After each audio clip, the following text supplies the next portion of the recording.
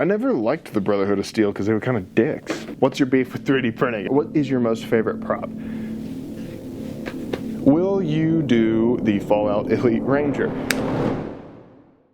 Hey guys, it's Asher from Asher Warrior Props, and today I'm gonna do something just a touch different. I do what I call an Ask Tell Chat on my Instagram about once a week, every Monday.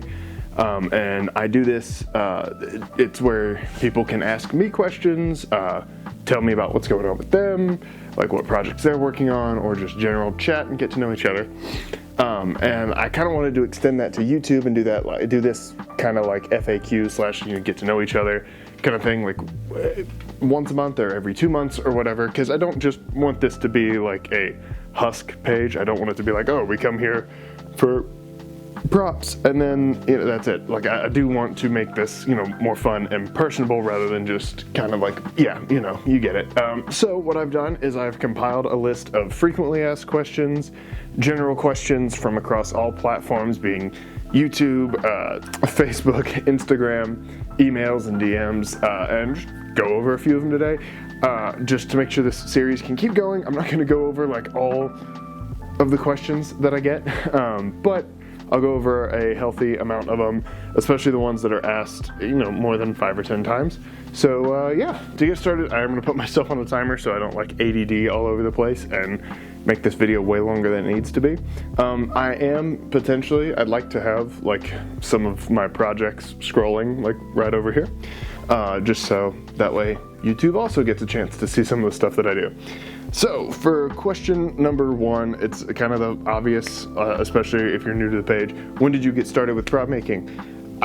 That's a question I don't have an answer for, unfortunately, other than I've always just kind of been into the creative space. As a kid, I was surrounded, very fortunately, by a lot of very skilled craftsmen. I was surrounded by power tools, I was around construction, I was around leatherwork, metalwork, woodwork, the whole thing. So like sewing and I was very lucky to be surrounded by a lot of craftsmen that I always say my very small skill set is a bastardized love child of greater people, and that is what it is. It's just I've always been into things. And then as I came out of high school, I went to college for engineering.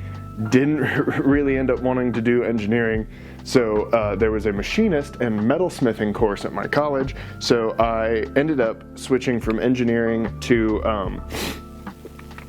machining and metalwork, where to pay for my first few years of college, I actually machined metal lightsaber hilts. This is actually one, like right there is a manual lathe and mill, like the same version that I was trained on in college. Saved up a lot, and through people being very kind and donating on Instagram, I was able to buy a mill and lathe so I could remake lightsabers. This is my most recent. I did an oil wash on it, but we've got knurling, some hammered texture, and I did the classic original trilogy like loop for the belt. So yeah, metalsmithing, metal machining was kind of what I did in college, as well as part of machining was 3D modeling and basic engineering. So I had a lot of that. With that became like CNC maintenance and 3D printing and whatever. And I'll go ahead and answer one of the next questions like early. I just prefer manual work. Like CNC machining is all well and good. I just like being able to turn the knobs with my hand. Everything, like all my metal machining stuff, is all manual, not CNC. Just because I like it that way. It's just how it is. So yeah, that's about kind of how I got started with prop making. It's just kind of like set up from the beginning. Somebody wanted me to be a poor starving artist and not, cure cancer. Next question is, do you sell your work? Yes, I do. Most of actually what I have in my shop right now is commission work. Everything you see back here is going to a new home at some point when I finish it. That is how I make a majority of my money and pay the bills, is I do commission work. Eventually I'd like to get away from that so I can focus more on working for bigger studios and whatever. As you all know, I have worked for bigger studios before. I've done some minor work for Disney. I worked, for Elden Ring, just to name 2 off the top of my head. So I've done a lot of cool company work before, But most of what I do, just in terms of pure quantity, is for the general public, for people going to cons, or just to display on their shelf. So yeah. My son just dropped something upstairs and it sounded expensive. So yeah, no, I do sell my work. Price-wise, because I know the comments are going to be, well, what's the price of this? A lot of times I ask for your budget to see what I can work with, so that way I'm not just dropping this massive budget or this massive project on you, because I know some people have bigger budgets, some people have smaller budgets, and I always try to work with what I'm given, just to kind of make it so that everybody can have cool stuff. I'm not a dick. I like to make cool things for people. I've always said if I was filthy rich, I would make things for free. Unfortunately, things cost money. Like food and bills and materials. It's definitely gone up, unfortunately, because that means I do have to drive up my prices just a little bit, and I hate that. I genuinely do, because I know wages have not gone up. But, anywho, next question. Will you do the Fallout Elite Ranger? Yes, at some point. I know that especially has cropped up a lot very, very recently. That is on my to-do list. I'm actually going to pair this with the next question as well, which is what's the next Fallout prop. The Elite Ranger is on my to-do list, as stated in the previous question. A lot of what I do is commission work, so a lot of times when I record a tutorial, just to make sure that I'm not, like breaking the bank or anything, I wait until a commission comes in, so that way I can buy the materials and then just record the build of it, essentially, which ends up biting me in the ass because I always build a prototype, so that way when I make templates and videos for you guys, everything comes out really nice. I will put that, okay, I'll make this promise. Whether or not I get a commission exactly for the Elite Riot, because right now, let me just open the Google Docs, I have 13 commissions right now for NCR Ranger full cosplays. I have made, to this date, about 50 of them. Like, I've made a lot. But the Elite Ranger, it's so funny. I get so many people who want to see a tutorial for it, but I almost never get commissions for that specific, version of the helmet. But this year, I promise I will make that tutorial. And yeah, so I promise I'll make that this year. And the question I'm pairing that with is, what's the next Fallout prop? Actually started working on it this morning. I'm gonna do the laser pistol, and the reason I wanted to do the classic laser pistol, already made the template and everything. If it'll zoom in, you know what? You trust me. I did the only thing that's missing off of this one is I did separate the little band that goes on the bottom. The reason I'm going to do the laser pistol is that way it's something that, Fallout's one of those great cosplay, franchises that you kind of, make your own thing and then whatever, and I feel like this just pairs well with just about anything in Fallout. So I'm going to do that. Will be the next Fallout tutorial prop that I post. So, yeah. All right, next is, do you sell your 3D models? And this actually is going to pair with the question after that. So this is either someone who is new and doesn't quite realize that I make 95% of what I do is made with these. I just prefer manual work. Again, I have no problem with 3D printing, really. I use it infrequently. Yeah, so the brief summary, do you sell your 3D models of the stuff that you do 3D model, I'm assuming, is what they mean by that. No, and the reason why I do that is because I actually had somebody that was really pissed off at me because he asked, will you sell me a 3D model that you made? My Corvo mask that I did, I was sculpting the original out of clay. My goal was to sculpt it out of clay, mold and cast, because I had probably about 5 people who wanted me to make one for him, and I was like, you know what, I could do this by hand, but if I've got to make multiple, I might as well just mold and cast, so I'll just sculpt it out of clay first. I ran out of clay midway through the build, and by the time I would have ordered some, it would have been midway into the holiday season, and I would have been way far behind on my timeline. So I decided to import the model into Blender, and because of my background in college, I modeled the literal base shape. Nothing more than the just basic shape. There was no screws, there were none of the wires, none of the details, none of the weld marks, no nothing. It was strictly just the base shape. I 3D printed that, I sanded it, sculpted the details on top of it, made the wires, made everything else on it, and I feel like the end result was better for that rather than just printing everything together, because at that rate, because the way the model would go together, everything would look like one piece, and that's not what I wanted. He asked for the Corvo model. I sent it to him, and he was very unhappy because it was just the base shape. And he's like, what am I supposed to do with this? And I was like, I made the texture on there, I sculpted the texture, I Dremeled, and whatever, and I told him, like, this was just the base shape. And that's 9 times out of 10 what it is when I do 3D printing stuff, save for a few things. I still do a little bit of automotive work, and I'm building some custom 55 Chevy parking lights. So I did mold or 3D printed my master that I made for it. Again, if it is conducive to a hand build, like something like the visor for the Helldiver, I may or may not post the STL of that, so that way you can also print it and vacuum form it if that's what you have gear for. But no, I rarely sell the STLs of my stuff, and very frequently, if I have an STL for something that somebody DMs me about, like, hey, can I get this?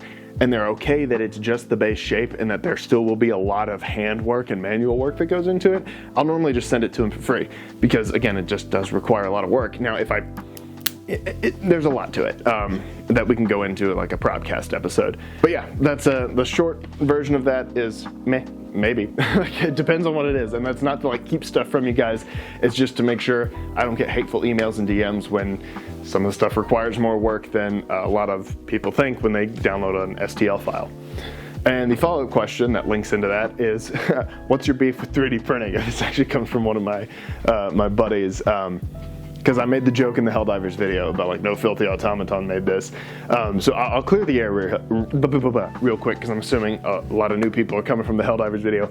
I do not have a problem with 3D printing whatsoever. I don't care if that's what you're doing. Sky's the limit. If you're having fun making stuff, great. My thing with 3D printing is, it is not my go-to way for the studios and bigger companies that I've worked for. They have strictly told me they don't want 3D printed definitives, meaning like a prototype, like for instance this. They're totally okay with a 3D printed prototype, but the finished needs to be something different, and they normally don't care what that is.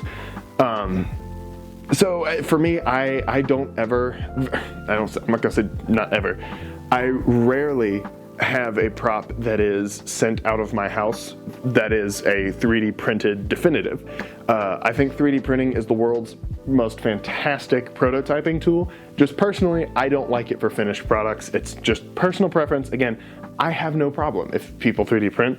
I take no offense, or whatever. It does not bother me. My one beef with 3D printing that I've seen is a lot of people will rip or download files off of Thingiverse or buy a file off of somebody and then start up a page saying that they made it. I see that more in 3D printing, where they're like, oh, well, I made this file.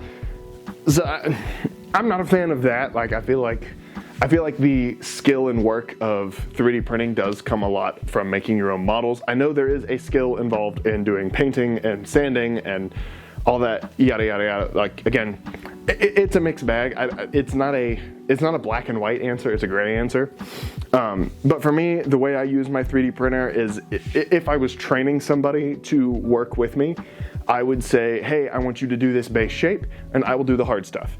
Now granted, if I was training a human, I would say, hey, you do the base shape this time, I'll do all the hard stuff, and then next time I'll do the base shape, you do the hard stuff. Just that way you can learn, because a lot of it, especially if you are making your own models, you're essentially giving your printer instructions, and like a rookie, and most 3D printing prop makers will tell you, sometimes the printer just doesn't work right. Sometimes it just does not work right, and then you are left to clean up the mess. So I very much view my printer as a rookie, like new hire. And again, it's what it is. I personally, because this is my job, I will never ever print. Nothing comes off of that printer that I did not model myself, and I do that just to avoid anybody like having oh, well, you didn't make that, oh, you didn't make that. Like, I just don't want to deal with that. Like, if you see it on my page, I made it or I modeled it, and that's a point of just making sure that I don't ever step on somebody's toes. I don't ever have something that's like, oh, well, that's actually my model and you didn't fully credit the way I wanted it to. I don't want to ever run into that. So again, if it is 3D printed, it is made by me, like modeled by me and whatever. But yeah, like again, I have no problem with it. It is not my preferred method. At the end of the day, I think if you are going to be a master of anything, you need to be well versed in all aspects of it. I would not be a prop maker if all I did was make foam props. You know, I make metal ones, I do wood, I do, you know, whatever. Foam is my preferred, but I cannot call myself a maker if I'm a one-trick pony, if that makes any sense. But yeah, that was a long-winded answer. That one's I've explained this so many times to people. I don't have a beef with it. It's just not my preferred use. I am more proud when I make something with my hands. But yeah, you know, again, this is something we'll talk about like in a Propcast episode. But again, yeah, no, if you 3D print stuff, good on you. I'd love to see it. Like seriously, I do any form of cool nerdy stuff I like to see. It's fun. And I think that covers that one. Next up, what is your favorite franchise? Do you mean like video game? Or movie, TV show, book? I'll do video game because I love video games. That's a really hard one. It's not really hard because the answer is the Dark Souls trilogy. That is my favorite franchise, end of story. But I like so many things. Like I love Gears, Zelda, like classic video games, Prince of Persia, the old Lord of the Rings game. Like I love a lot of things. Like I mean a lot of things. Especially like TV shows and stuff too. Like that's such a tricky one for me. Yeah, end of the day, it's Dark Souls. Franchise is my absolute top favorite. If I had to pick a second, it'd either be like Fallout or like Zelda, maybe. I don't know. But yeah, the Dark Souls trilogy, like above everything else. What is your most favorite prop? I don't know if I have like a favorite single prop. I do like my favorite suit that I've done is obviously my Alva the Wayfarer. Can we get like some of the photo shoot pictures and maybe like a clip or two? Because that character is very, very important to me. I can get into that at a different, in a different video, but the character's story, the game itself, like Dark Souls 2, where he originated from, are all incredibly, incredibly sentimental and important to me. And that's like, weirdly enough, the name Alva was a family name. So I was able to get away with naming my kid after a video game character without having to like justify it. But the character is very, very important to me. So forever and always it'll be my Alva the Wayfarer cosplay. But single prop, maybe the Corvo mask? Yeah, probably the Corvo mask is like my favorite single prop because I put so much work into that. I'm gonna have a sip of Coke. Yeah, there was a lot of work into the Corvo mask. How did you get started with foamsmithing? Actually, Punished Props, their very first video. God, that tells you how old I am. And I love them, but how old they are. Because their very first video, I think I was in high school. I was in high school or college when that first video came out. But they were using floor mat foam, which is actually, my whole garage is coated in this stuff now, and it brings me Vietnam flashbacks of I used to make armor out of that crap.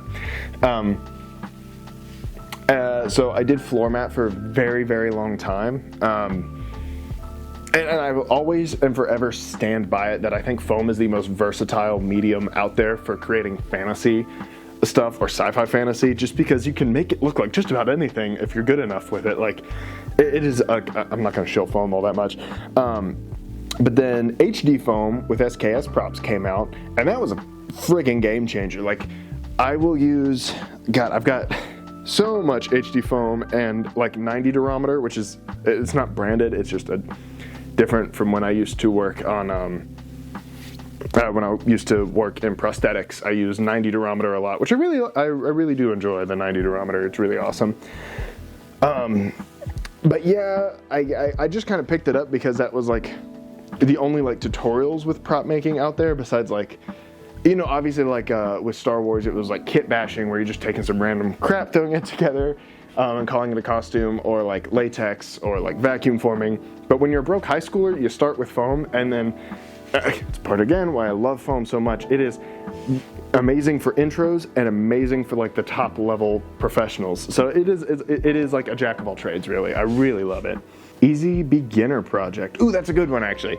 So I always recommend when people get started into this, pick whatever medium. If you're going to be a 3D printer, be a 3D printer to start with, or if you end up wanting to be a hybrid, I will always suggest picking up like plastics and foam first, just because I think putting your hands on something in the physical dimension and then moving into the digital space is going to give you a better understanding of how shapes work and whatever. And that may just be biased because in college, we were not allowed in the CNC room until we mastered manual machining, and that's probably why I have a preference for just manual work. Pick a character that is not your favorite character, but a character that you like, and make sure it's within a good starting range, and start with the most iconic piece of that character. For instance, if your favorite character is like Aragorn, okay, that's a good one. Start with something like his van braces, or an iconic piece that's gonna make you feel cool when you put it on for the first time. If you're just wanting to like put your hands on materials, there's a lot of really great beginner like templates and 3D models out there to practice on. So if you want to be a 3D printer, you can get like a base helmet form, and then start adding things to it by hand. And I mean, that's just me. Or open like Autodesk, Fusion 360, or Blender and just start putting shapes together. If you're gonna do manual work, I always recommend like start with a really simple base helmet, one that like you're not gonna be offended if there's seams, or something from Fallout is always a good choice, because it's so like rusty and dilapidated, so like you can kind of hide your beginner mistakes with them if you want. I would probably recommend like just pick a base helmet, or like even if you got like a skating helmet and just wanted to add some like details and stuff to it, like that's always a good, like, sky's the limit, really.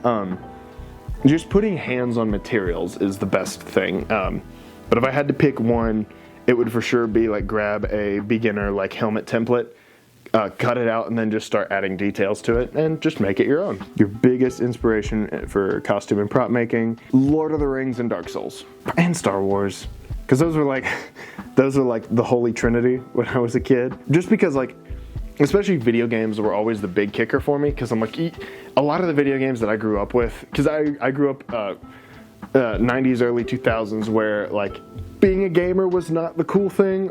So a lot of the toys, I like to make my own toys, because a lot of the stuff that I liked did not have toys out there for it, especially like Zelda, for instance, in Prince of Persia. There were no toys for like Zelda and Prince of Persia, at least in my area, that I could get. So I used to make my own. Like I literally, I'll see if I have a picture of it, but like the cardboard, I made like a cardboard basic sword and like just painted the crossguard blue, and I was like, that's the Master Sword. So, I don't know, just being able to make something that, I don't know, just turning something from nothing is always just the coolest thing to me. Favorite, most useful tool in your shop? Oh God, that's tough, because I've got a lot of tools. I've been collecting tools since I was like 7 years old, so I have a lot of tools. Yeah, probably what has the most mileage on it is probably my Dremel, and I own a few Dremels, or rotary tools, and my belt sander. Like, I've just put so many miles on those that they will probably die any minute now. If you joined the Brotherhood of Steel, would you sabotage anything or just go along with what they're doing? I don't know. I never liked the Brotherhood of Steel because they were kind of dicks. I think that's a good stopping spot. If you're interested and you like the page, you want to hang out, there's a Patreon which is going to have early access to videos behind the scenes. I think Ryan and I were talking about doing like a live stream exclusive to Patreon. What else? Oh, Instagram, if you need help with anything or want to show me a build that you've done, Instagram's the best place to get in touch with me. I am pretty good about answering all DMs for the most part. Thank you very much, guys. Douches.